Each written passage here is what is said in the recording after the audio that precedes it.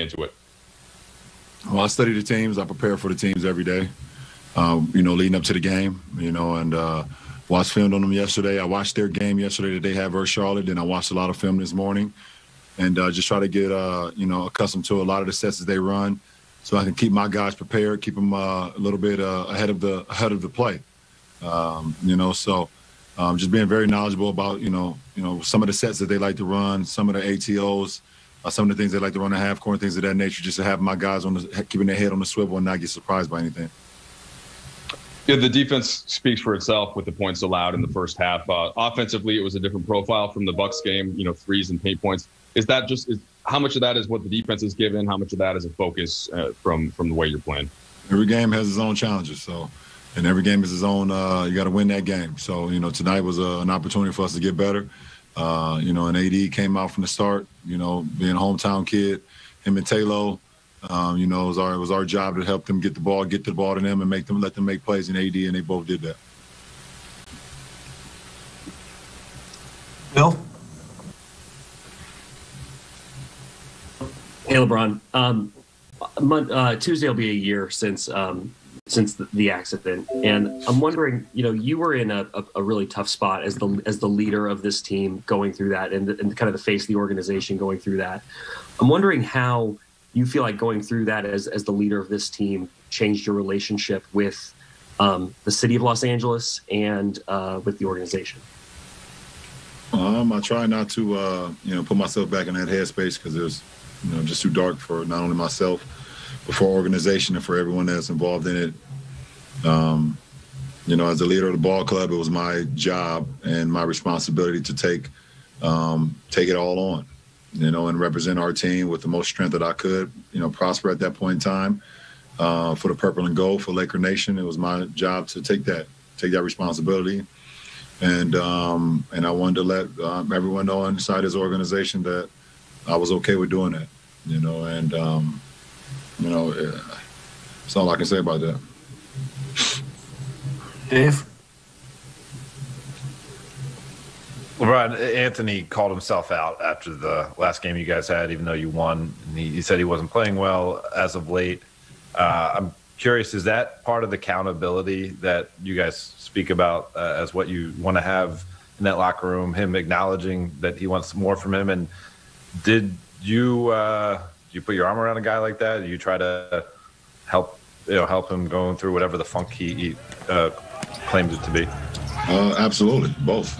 One, sometimes you allow a guy to kind of, go through it and figure it out for themselves, but also at the same time, let him know that we're here for him. And me as the leader of the squad and me as his brother, let him know whatever he needs from me, I can do. And it started with us, getting him the ball early and often, tonight, and and it's just right back on track. Kyle? Hey, LeBron. One of the common threads between you and Kobe is how much you both love Michael Jordan. And I'm wondering, as when Kobe was coming up, he was very famous for kind of replicating Mike and doing those moves. As either a teenager or a young guy in the league, was that something that you sort of had an appreciation for and gave you any kind of respect factor for Kobe? I only looked at Kobe for him. Obviously you've seen a lot of the similarities between, him and Mike, but I appreciate Kobe's game for Kobe's game. The way he played the game, the finesse that he played with, the ball handling capabilities, the shooting, everything that he possessed on the floor. I respected him for who he was as a player, and what he was able to bring out on the floor. The fact that he was able to, take some things from MJ and look at some of MJ's DNA and actually be able to do it. A lot of people try to do that. A lot of people wish they can take things from some of the greats and implement it into their game and then become successful. They just can't. They don't have the ability to do it, or they don't have the drive to do it. They don't have the mindset to do it, but he actually did it and did it at a high level for a long time. And, you can respect that. Last question, Dan. LeBron, I appreciate you and your willingness to talk a little bit about some of this stuff. You guys talk about Kobe. You do it when you break huddles. You did it last year when you wore the Mamba jerseys. You guys have celebrated him in the year. How did that help the grieving process, and why is it important to continue to do that as a team?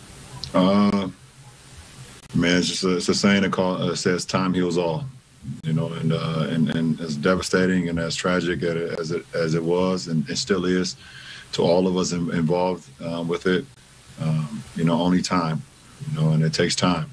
Everyone has their own grieving process.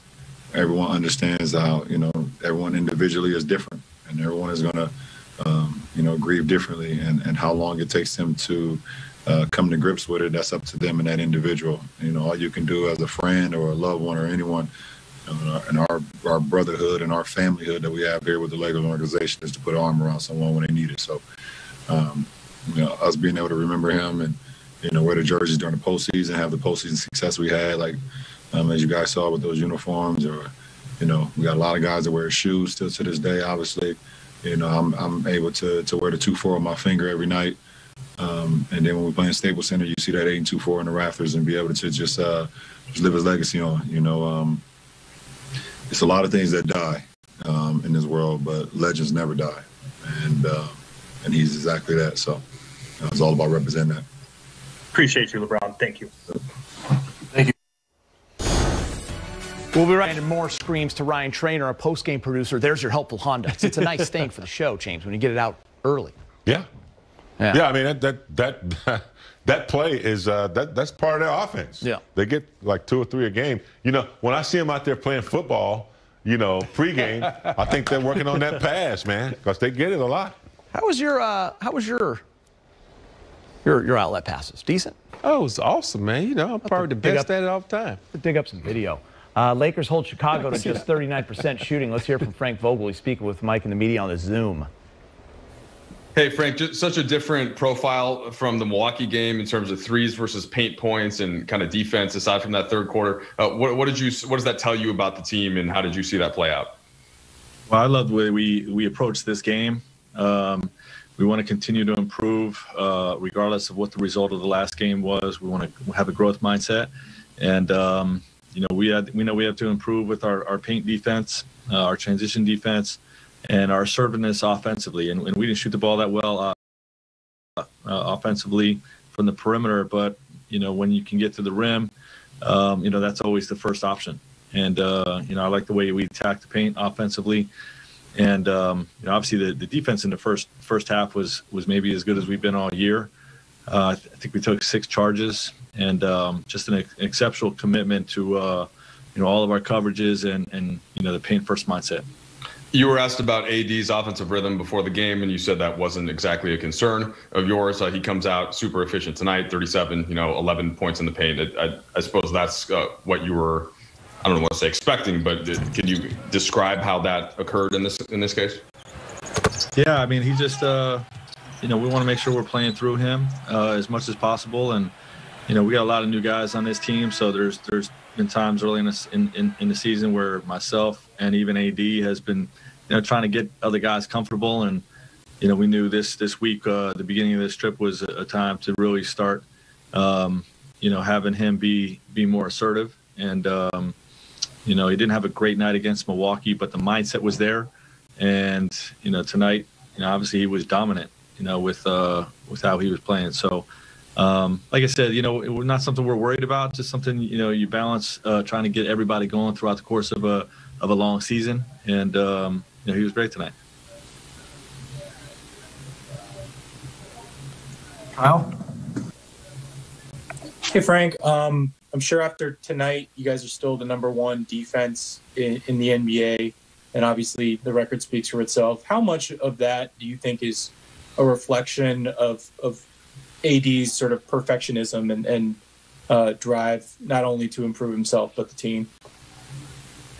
Yeah, I mean, I think there's 2 pieces of what you're talking about with AD. One, what he does personally on the court and the pride that he takes, but the like you said, the perfectionist part of him, wanting to be great on that side of the ball. When your 2 captains are really bought into being great on the defensive end, the rest of the group follows, and we have a lot of defensive talent. So, if we're we're working together and we're connected and playing with a locked-in mindset like we saw in the first half. We're very, very difficult to score against, and with the firepower that we have offensively, we'd be tough to beat. So we got to continue with that defensive commitment. Dave? Frank, before the game, you said that by the